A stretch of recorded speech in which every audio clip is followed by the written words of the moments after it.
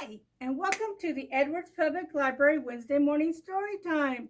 I'm sorry you can't be here, but I'm going to go to you. Okay, let's start off with the welcome song. Are you ready? Let's go. The more we get together, the more we get together, the happier we'll be. 'Cause your friends are my friends and my friends your friends. The more we get together, the happier we'll be. Okay, today we're going to talk about germs and how we need to fight those germs. So it means we are germ warfare and we want to beat them up. So I'm going to read some books about germs. Then we're going to tell you how to fight the germs. And then we're going to sing about germs and how we can fight them. And then we'll finish up. Okay? So let's start with a book. Oh, and my friends are with me since I don't have you guys. You know I miss you. Okay, let's get one of the books. We have two books. And this one is called Germs by Ross Collins. Now look at these. I do not think I want these inside of me. Thank you. Okay. Look at all these things. They do not look pretty. But I think these are called germs. And look, there's a box of tissues. That means we have to do something with the tissues. Blow our noses. Are we ready? Pox head nurse coming before she arrived. Incubating time's up. Chicken pox 12,087-2, she yelled. Time you learned how to be a proper germ. My friends call me Pox, Pox said, smiling. I'm not your friend, snarled Nurse. Now pack your bags. Uh-oh, so Pox needs to leave. I wonder where he's going. Later that morning, the bubonic bus arrived to take Pox and the other cadets to Germ Academy, where minor infections are turned into real germs. Once Pox had passed his physical to prove that he was unhealthy, he was shown to the dorm where he met his new roommates. His roommates were Mumps, and his name is Pus, and his name is Tonsillitis, and his name is Scab. There's Pox, and he has chicken pox. And this is Rash, and he is measles. And Snort is a common cold. After lights out, the other germs gathered around Pox to tell stories. Each boasted of the terrible outbreak which a relative had started. But didn't it make the children miserable? Asked Pox. That's the point, you mumpety, sneered Scab. But Pox didn't get it. So I'm wondering if Pox wants to be a germ. For the next week, Pox came to the bottom of the class in everything. Points of attack. They attack the mouth, your nose, your ears, and if you cut yourself, the germs can get in there. Know where to get them. Medicine self-defense. So they're fighting the medicine to keep them from getting sick. There it is. Pox got them all. And flight school. This is how they get to you. You sneeze and the germs just flow through. That's how they fly. Attention, chicken pox. 1208-7. Her name is Myrtle. She is a little girl, and her mission is spoil her birthday. Oh. All too soon, Pox was assigned his first mission. But she looks so sweet, said Pox. Make her sit, growled Puss. Ooh. That night, Pox was airdropped outside Myrtle's house and managed to remember enough of his flight training to glide successfully up to her left nostril. Oh no. Pox slumped against a vein and sulked. Oh, this job stinks, he thought. What right do I have? But then he heard a noise getting louder and louder and heading right for him. Uh-oh, what's coming for him? Inside Myrtle, Pox was surrounded. It was Myrtle's immune system, and they did not look friendly. There he is, shouted one. You picked the wrong kid to infect, yelled another. Uh-oh. Meanwhile, back at the Germ Central, alarms began to ring. The target isn't showing signs of infection, barked Commander Flem.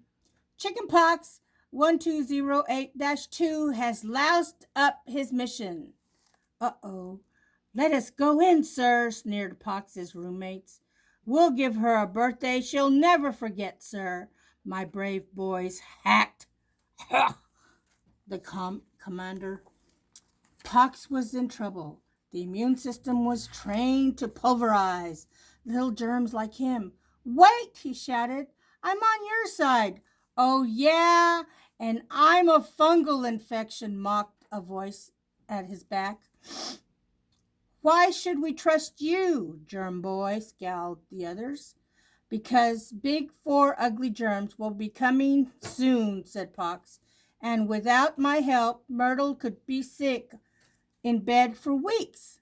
The army paused. Okay, they said. What do we do? Okay, here's what he told. He drew up a plan. She has to sneeze. The bad germs are coming. There's Myrtle and the dog. Let's see what happens. With seconds to spare, Pox gave the command, and a startled Myrtle leaped up the biggest sneeze in her life. Fire! Dazed and confused, the germs woke up a minute later. Rash looked around. Look, he said.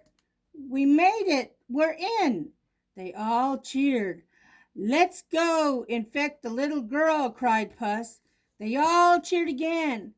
What's that noise coming down the tunnel? Asked Scab. What do you think the noise is?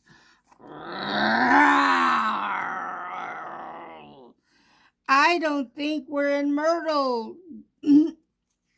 Gulp Snot. Uh-oh. 3 cheers for Pox, cried the immune system. Pox was hoisted up on shoulders and taken on a triumphant tour of Myrtle. Crowds of cells cheered the germ who had saved them all. We never met a heroic germ before, they said. Neither have I, said Pox. What can we ever do to repay you? Well, said Pox, I do need a place to stay. Where is he going to stay? Thanks to his germ knowledge, Pox was made honorary chief of the immune system.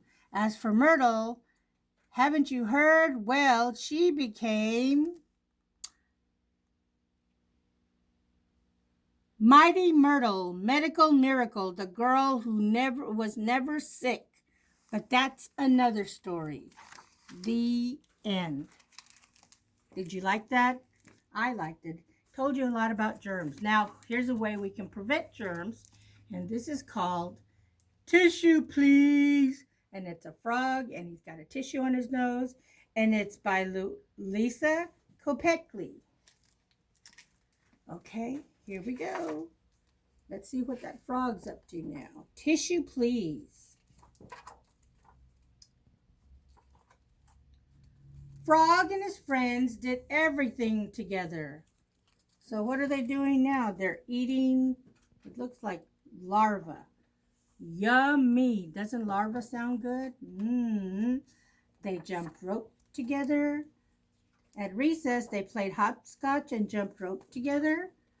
In class, they sat at the same table, studied together, and when they had runny noses, they sniffled and snuffled together. Snurfled, they announced as they wiped their noses on their arms.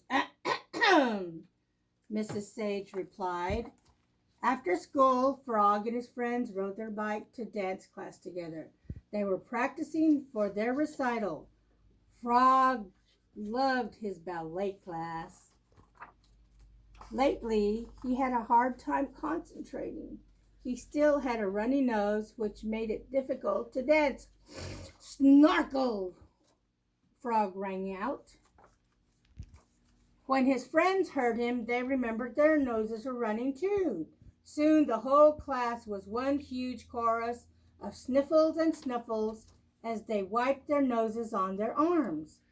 Miss Tutu was so disgusted she would say, "Yuck!" Can y'all say yuck? Whoa, that's gross. At home, Frog was enjoying his dinner, potato bug soup with fish crackers. He was in the middle of a big slurp when he realized he needed to sniffle. Slurp! Frog stated. "That's not polite at the dinner table," interrupted his father. Frog's mother leaped out of the room and came back with a box of tissues. "Please use this instead," she suggested. Frog blew his nose into the tissue and was amazed at how well it worked. It made his nose feel great. "And here's an extra to keep in your pocket," added his father, "just in case. So you have one in your hand and you keep one in your pocket."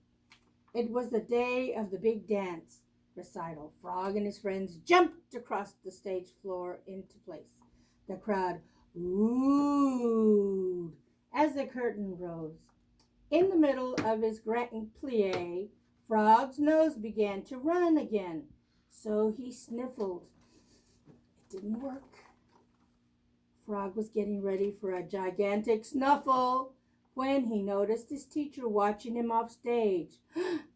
Frog suddenly remembered a tissue.